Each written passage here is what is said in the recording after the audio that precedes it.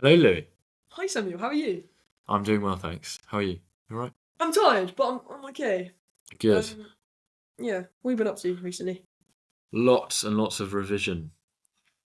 Yeah, I presume it's been the same for yourself. Well, yeah, should Yeah, be. yeah, yeah. But it's simple for being a podcast, so there we go. Yes. Um, Mm. Another hour closest to first English literature exam, isn't it? Through doing this, but Yeah, oh yeah.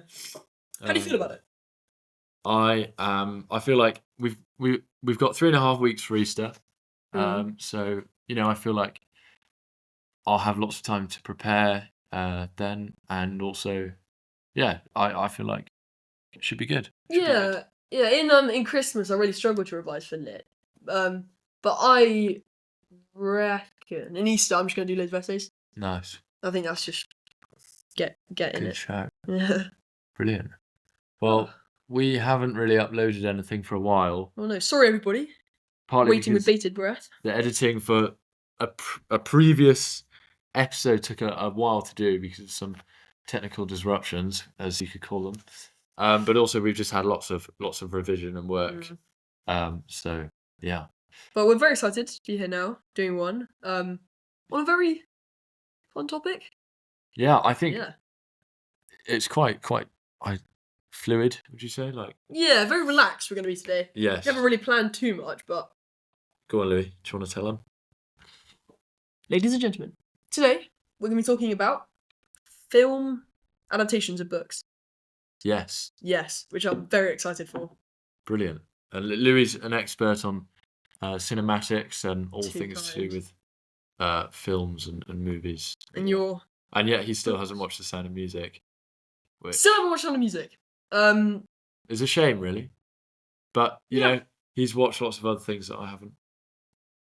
Yeah. But anyway. I'll do an Easter then. Fine, go on then. Revision break, I'll watch Sound of Music. Oh, you got to learn the songs. Do, a dear, A a female, female deer, Ray. a drop of golden star. See, he already knows it. That's Yeah. brilliant. Right, should we get started? Let's do it. Fab. Welcome back to the English Boys. The show where we discuss all things literature. I'm Samuel. And I'm Louis, and thank you for tuning in. Fabulous. So, Louis, do you want to kick us off with your first book Okay. / movie? So, I listened to a podcast with the screenwriter Eric Roth, and he talked about Forrest Gump. So he was the screenwriter, for Forrest Gump, and that was the first time I found out there's actually a book. And Really? I thought it was really interesting because Forrest Gump is in my top 5 favourite films. Brilliant film, isn't it? I watched it and I was in pieces. I absolutely loved it. It was so... Yeah. And, Eric Roth was the screenwriter for the film, and Winston Groom wrote the book. And I think, from what he said, I think it was very, very similar, of course, but also quite different. And I think in the book, they kind of intensified Forrest's, disability and things a lot more, and he was seen as a lot more of like a fool and things. And it was also a lot more far-fetched, so there was a bit where he was supposed to go to the moon and do stuff on the moon. That's brilliant. So yeah, but I think for the book, sorry, no, for the film, what do you think about the film? I think it's fantastic. Yeah. I thought the idea of someone kind of creating a film about just some random guy's life, I mean, it's not that random, but just events in life seems like it could just be quite boring, but the way they've kind of executed it, and it's not just cool things. They've woven in love, they've woven in tragedy. I think, and some great casting in there as well. Yeah. And it's like a whole sort of blitz through American history. Yeah. Really. That's right. Get lots of history now. Yeah, Tom Hanks is so good. He really is. And I think they were discussed about like a sequel or whatever. But I think a sequel would just... No, yeah, I don't think it would. The brilliance of the ending is that we don't know, do we? Yeah. What's to happen next? Yeah, and it's weird. You can say that for a lot of sequels, really, these days. Will it saturate the already like perfectly fine thing you've already done. Yeah. And Yeah. if they suddenly go, yep, Forrest comes back and he's going to do something, I don't know. But Yeah. it'll be yeah. I mean, in some ways it's almost like Paddington 3, which have you seen it yet? No, not yet. Okay. Well, I won't spoil it, but the ending is fantastic. However, it's set in Peru for most of it, which kind of feels a bit odd to the average Paddington fan, as most of the adventures are in London. But yeah, so I can see why, sequels are often. Oh, speaking of sequels, sorry to digress. I was on YouTube the other day, and guess what came up? What? The trailer for Happy Gilmore 2. Yes, I've heard of this. And I watched it. And fans, if you like golf, Rory McIlroy, Tiger Woods, or like loads of them, they're all in it. All the golfers. Really? Yeah. They got all the golfers to come in and like is Julie Bowen in the tournaments. Say again. Is Julie Bowen in it? Yes, the girl. Yeah. She is. But yeah, it looks amazing. So that's coming out on Netflix soon. That is cool. And yeah, he's just playing in the PGA and stuff. Really? It's pretty cool. But yeah, because I really like Happy Gilmore.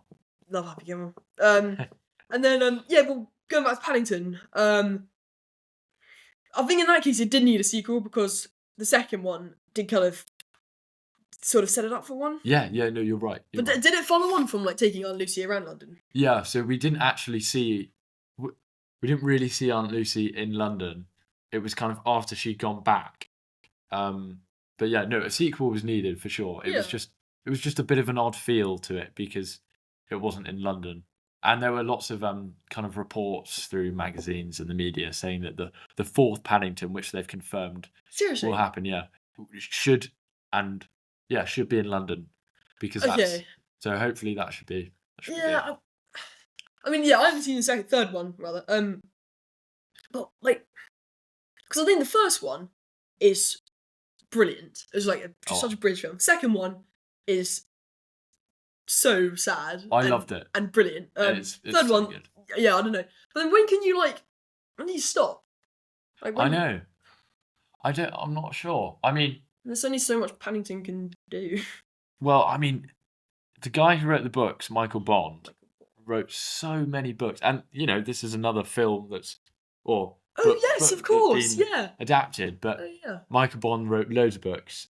I think we used to have 3 or 4 of them when we were growing up in our house. Yeah. And they were just such a laugh. How much of the you might know this more than me.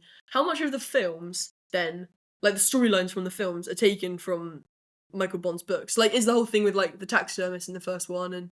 Yeah, so that's all. I mean, all of the films are made up. Right, so they're not from a book. No, but the ideas of the family and all of that's very similar. Yeah. But yeah, because I mean, the books are literally Paddington goes to sports day. Yeah. Paddington takes a ride on London bus or something like that. Well, that's kind of like the magic of it. It's exactly. Just sweet and it's just like Peter Rabbit and things. Like the Peter Rabbit film, which was also a book, wasn't adapted from the book as such. Yeah. Like the events. I didn't.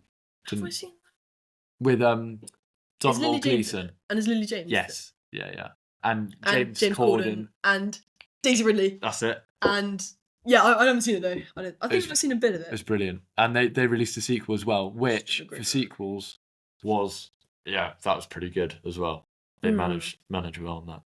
Well, with so many sequels, so there's going to be a couple bad ones, which leads us into a really smooth transition to Jurassic Park. So, in my opinion, go on. Jurassic Park 2 and 3 are pretty okay. Fine. I've only watched 2 and I haven't watched anything else. And 2. So you've only seen Lost World, so the second one. Oh no, Jurassic Park. Oh, as in you've seen 2 of the films. No, I've watched Jurassic Park 2. 2, yeah. So Jurassic Park, Lost World. Yeah. Sorry, I'm being. No, don't worry. Is that the one where they're on the paraglider at the beginning? I can't remember. I watched it in COVID. But yeah, I wasn't really a fan of that. But go on. I think so. The first one, which is the book's by Michael Crichton, I think, and then the screenplay is by David Coet, if I'm saying that right. Anyway, and the first one, I think's brilliant, and it's so perfect. It's just really clever, and I don't know if it would be what it'd be like at the time when it came out, but I imagine it was quite. Well, yeah, no, it was a massive film when it came out. New thing. Yeah. Yeah. And I think the story's brilliant, like the characters, and the more and more it's gone on, the more I felt that's been saturated a bit. Okay. And so yeah, I don't want to really say too. Excuse me, sorry. I don't want to say too much because I don't know too much, but I've seen the original all 3 Jurassic Parks, okay. and then the 2 Jurassic Worlds. I haven't seen Dominion yet. But yeah, I think for me, because I haven't read the book, but for that one, I don't know how much of the book's in the film, but as a film, from a film standpoint, I think it's really good. And I did actually quite like the Chris Pratt, Bryce Dallas Howard ones. Okay. But then I think with Dominion, that's it's kind of become a bit of a cliche, like the modern retelling where they get all the old cast back, like they've done in like a million times. But yeah, in the first one they've got Richard Attenborough, don't they? Yeah, Richard Attenborough, Sam Neill, Laura Dern. He's brilliant, Richard. Jeff Goldblum. Yeah. So cool. Nice, man. Yeah. Right, so what do we have next? Dune. Dune. Is that one? Yeah, yeah, on the list. So. On the list. Done something? Well, I've watched the 2 movies. Haven't read the books, but I've heard.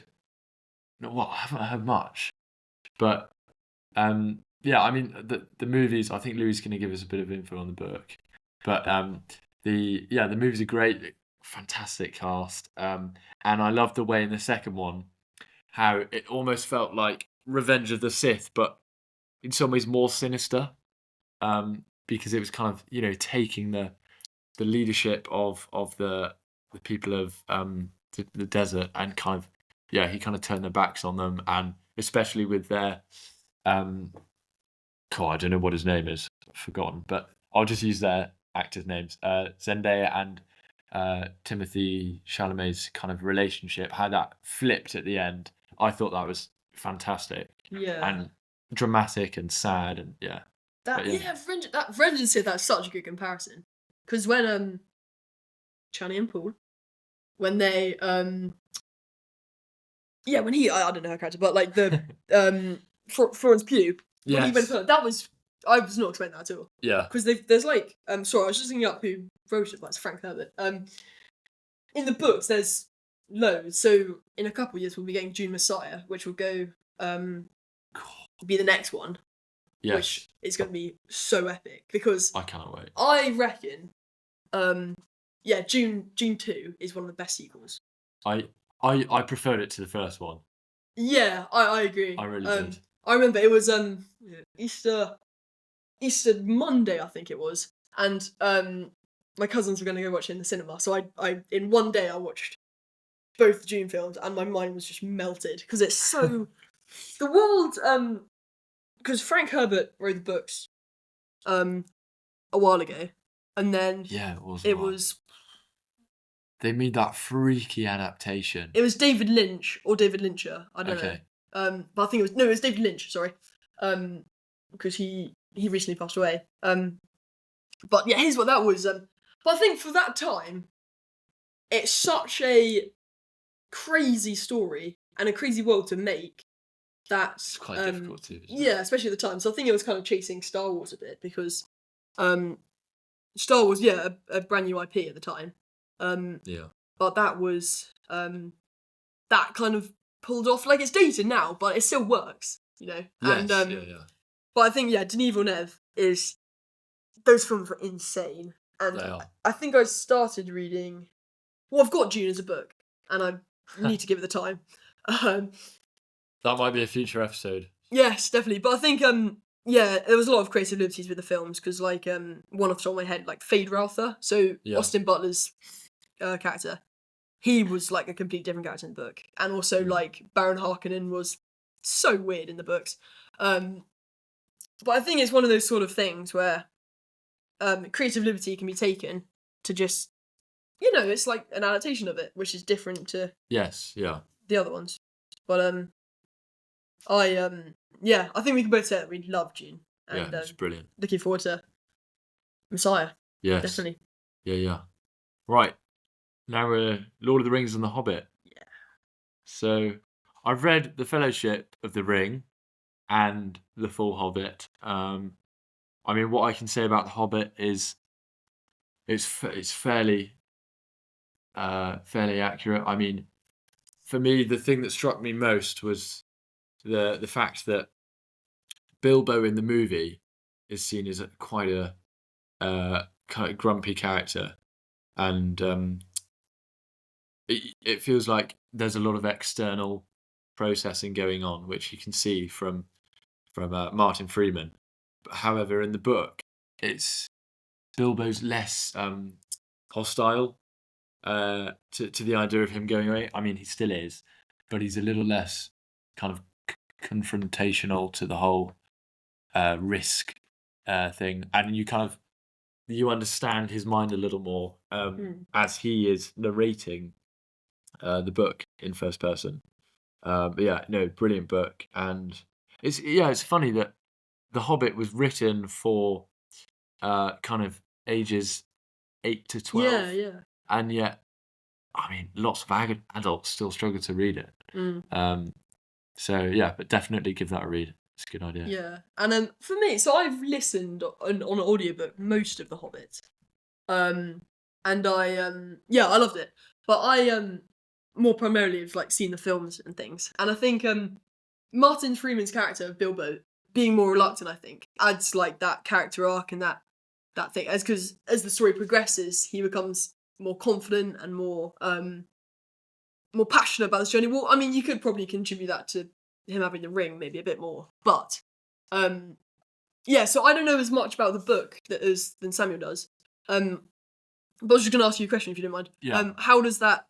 Do you still get a sense of like character arc and progression in the story?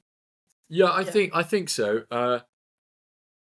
It's just from memory. It's more to do with you just understand Bilbo a little bit more, and it feels like uh in the movie of The Hobbit or the movies, it's quite linear, and it feels like there's one layer of character progression, whereas in the book it's a little more complex, Bilbo's character. But yeah, I mean that's just my takeaway. Yeah. And is it what's it like with the Lord of the Rings? So there's 3 of those. Yeah. Yeah. So I just read the first one. Mm. I think there's less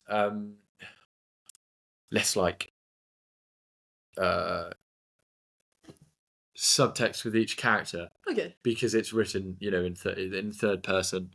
Right. Yeah, I see. And yeah, but no, there's lots of lovely description in there, and yeah, some really great characterization as well.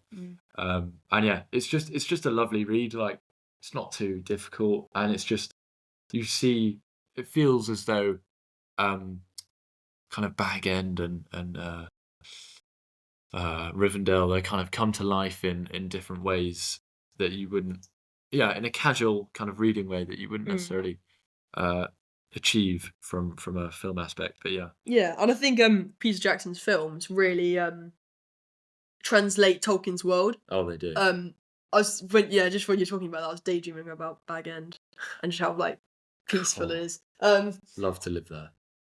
Yeah, and I think that is kind of what you'd want for a book rather is it to be able to be brought to life for different generations and for different people in a way that's really really vivid. And so I saw Lord of the Rings a while ago, but I saw The Hobbit a bit more recently, and I think this is going to be very controversial, and I've talked this before, but right now, without having rewatched Lord of the Rings for quite a while, I probably prefer The Hobbit as films because I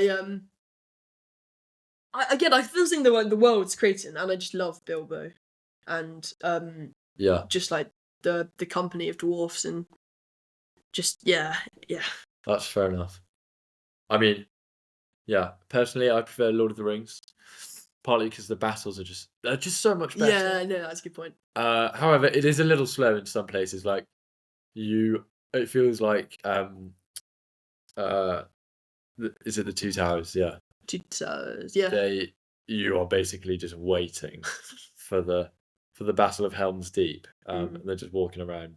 But when it comes, it's pretty spectacular. Yeah, Yeah. and we've talked about this before, but the friendship between Frodo and Sam Oh, in The yeah. Return of the King is just unbeatable. And yeah, the character development of Frodo in the movie at the end, when he almost I know you haven't watched it in a while, but he almost turns kind of evil, almost gets entrapped by the ring. He refuses to throw it away at the end, didn't he? But then he does. They end up throwing it away, destroying it, but and along with Gollum, but yeah, I mean the whole idea of the ring kind of uh kind of poisoning the mind, Yeah. if you will. That you can definitely see that, which is good because it's not kind of all this character's perfect and all of that, which is it's I good think to see. that that how can I put it? That yeah, sorry, the power of the ring. Sorry, that's me ages thing. The power of the ring and what it symbolizes and encompasses, that sort of poisoning. Yeah. I think so powerful and interesting. And when you talked about Gollum dying, I think because it's such a good way to round out his character. Because doesn't he die with it in his hands, or like he sinks into the lava? They have a tussle with it, and he falls. If I remember correctly, he falls into the lava, and the ring goes with him. So it's kind of like. I think that's such a good round off to his character.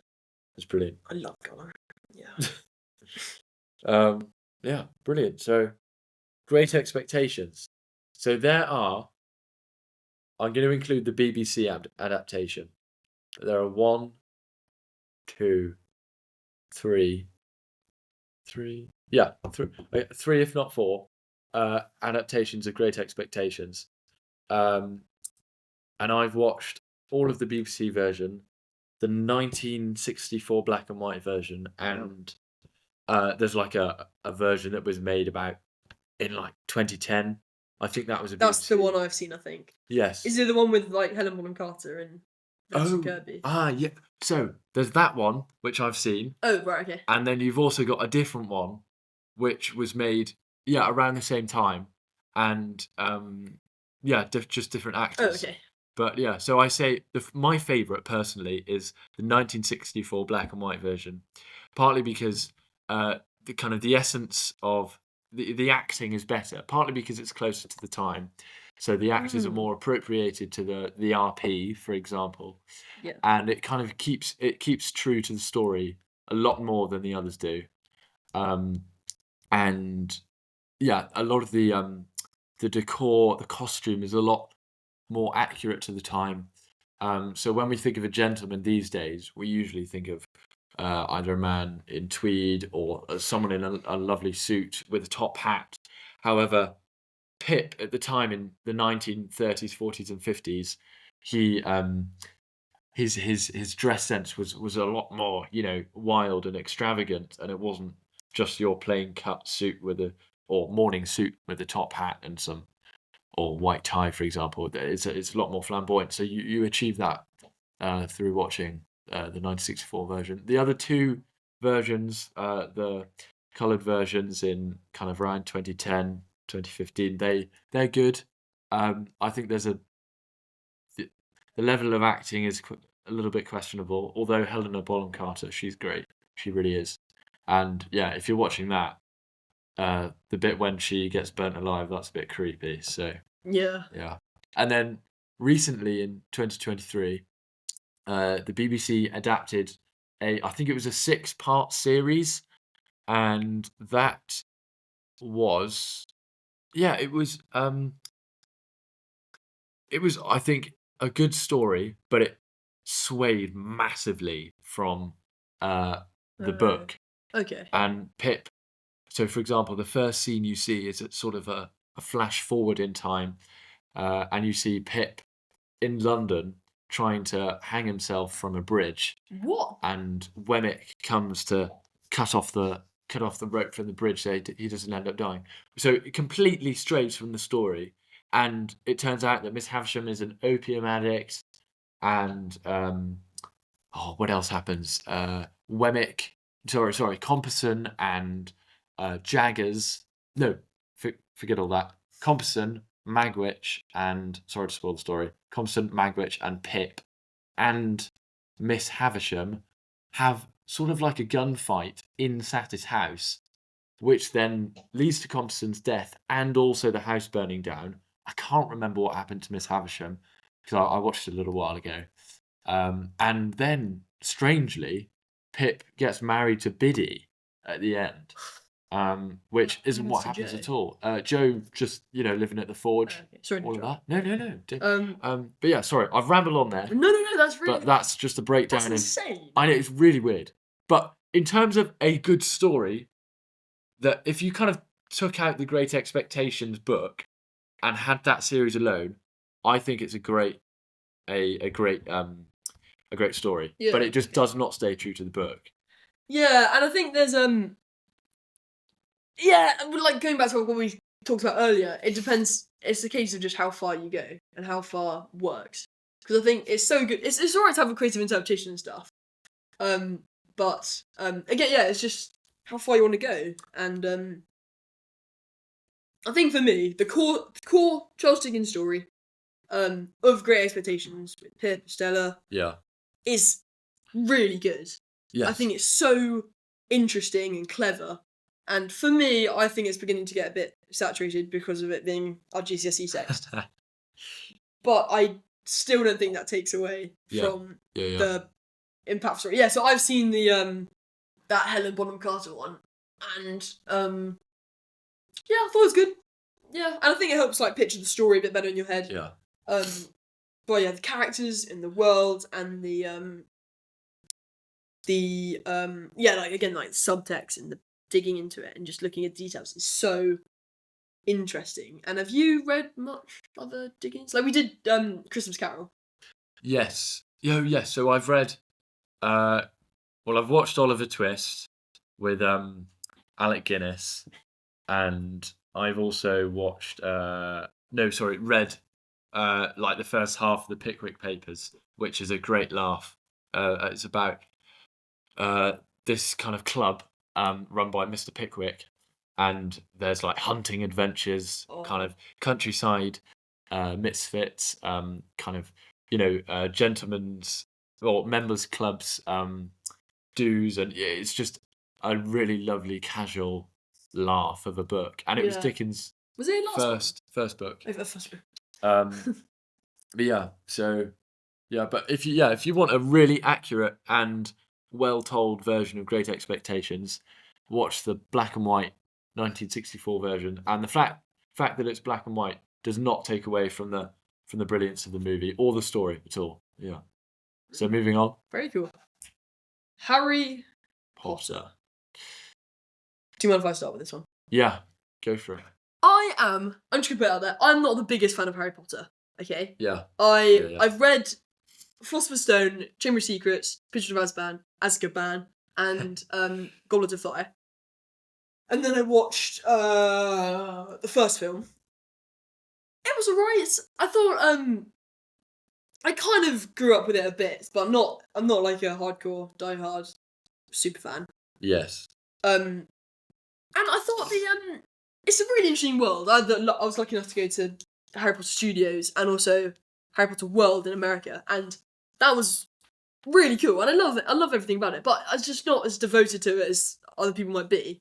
And I don't have a huge opinion on it. Just of like, it's out there. It's fine. It's just not really my cup of tea, really. But I still think it's great. But you've watched them all, haven't you? Watched all, read them all. Wow. I mean, I can say that the movies are great and the book's great. Again, I do enjoy them, but on a personal level, at a personal level, not a cultural level. Get it? Good. Yeah. No, I like that. Neville Longbottom. See, I remember too much. But yeah, I'm not really a fan of the Harry Potter culture, Yeah. as you are as well. And I've been to Harry Potter World in London or the studios. Mm. That's really Really fascinating cool. Really from cool. a filmmaking point of view, and it's just a laugh. It's good fun. But yeah, so I'd say, but one unpopular opinion: the first Harry Potter movie is a Christmas movie.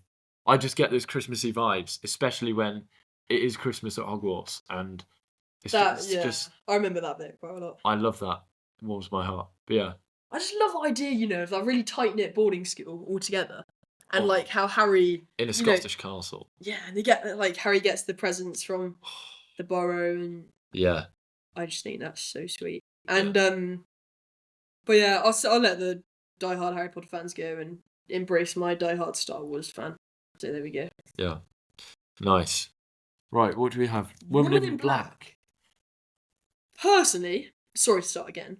No, I go for it. hate horror Yeah, so much. I get the appeal, get your heart going, but I hate it. I hate scary films. I can do with like thrillers and stuff, but so I did Woman in Black in year 8 as my text. And I remember watching the film in a class, and I was just me and this other boy were just at the front, just drawing pictures in paper, refusing to watch.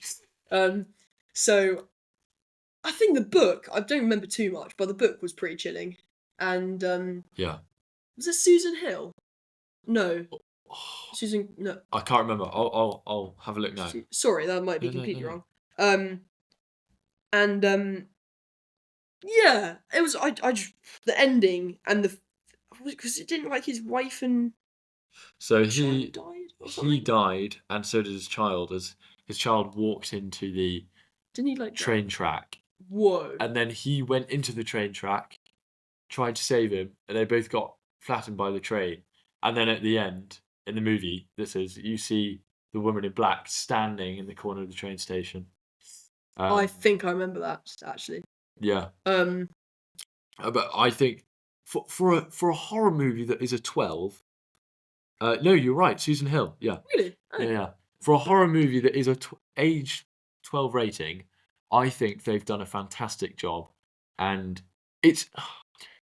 I agree with you. I'm not a fan of horror movies, but it feels a little bit. I feel like I can deal with this because it's kind of in the English countryside. It's a bit more than just, oh, there's a scary guy trying to kill us.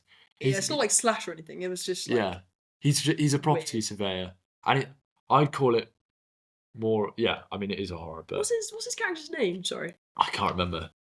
But yeah, it's not Arthur or something. oh, I don't know. Let's have a look. But yeah, played by Arthur Fleck. Daniel Radcliffe in the. Yeah, Daniel Radcliffe, and I think there's a play of it as well, which I can Yes. only imagine. Oh my goodness! Do you want to go and watch that? I just. Yeah, no, yeah, but I think it'd be quite fun yeah, that'd be really fun actually. because she's not like, if you go up in the gods at the very top, Yeah. you're going to be away from it. In the book, because I remember in the film, you only really see, like, oh, he is called Arthur. Arthur Kipps. That's Arthur it. Kipps, I remember okay. that. Yeah. You only really see like either like a reflection or a thing of her, and I remember the like just the scene of the bit I remember most is just like the scene of her hand against the window. But yeah, like someone said, it's not really like horror. It's like just it's subtle enough to be It's just creepy. scary through it. It's creepy. Yeah. Yeah. And the thing for me that it was when the boy got dragged out of that out of the bog, and Yes. I just could not. That was the most disturbing thing, and the fact that, because obviously peat bogs, they keep things kind of stored and Ooh, yeah. that's why we have lots of mummies found. They're not really mummies, but Oh yeah, like the preserved bodies and stuff. yeah, And they're all black. Yeah. go to the British Museum. Go and say hello to those guys. I have. They won't say hello back, thankfully, but yeah. So yeah, and I was gonna say something. Yeah, the bit I remember as well is like those 3 girls jumping out the window at the beginning. Do you know what I mean? Yeah, no, that was disturbing. And the guy like being coughing up blood in that post office. Like, oh, it's so weird. Anyway, moving on. We have. I'm all right. We're running out of time here.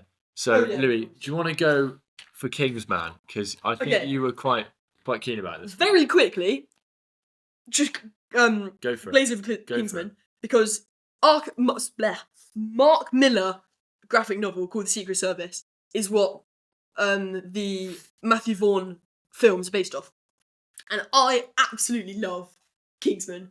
It's brilliant. It's so funny. It's so the action's awesome. It's pretty graphic at some points, but I just think it's so brilliant. And the first one, the Kingsman Secret Service, I really like. Golden Circle, not the biggest fan of. It's a bit weird, isn't it? And the Kingsman is solid, yeah. It's all right. And then Kingsman Blue Blood, which is going to be the new one coming out, will probably be pretty cool. Yeah. But yeah, so I've been looking to buy the graphic novel, but it's not in any of the comic shops I've seen. But the the film I just absolutely adore, and I know this isn't like English literature or anything, but I just any excuse I can get to talk about Kingsman, I would take, and I just think Eggsy's character's so cool. Harry Hart and Merlin, brilliant. Yeah, I just love it. It's cool. I love the Britishness in it as well. There's lots of jokes in there about universities and the whole thing about Savile Row as well. That's tremendous. Go and buy a suit from Savile Row. Makes me excited to go into sixth form so I can look like a Kingsman. There we go. Yes. Yeah. Right. Cool. Should we wrap up? Yeah. Go on then. Well, thank you for this very. Thank you for listening to this very relaxed episode. But I do hope you enjoy it, and maybe just more in the future. Yeah, definitely. And if you want to hear us do anything else, just pop it in the comments. Yes, definitely. We'll reach out and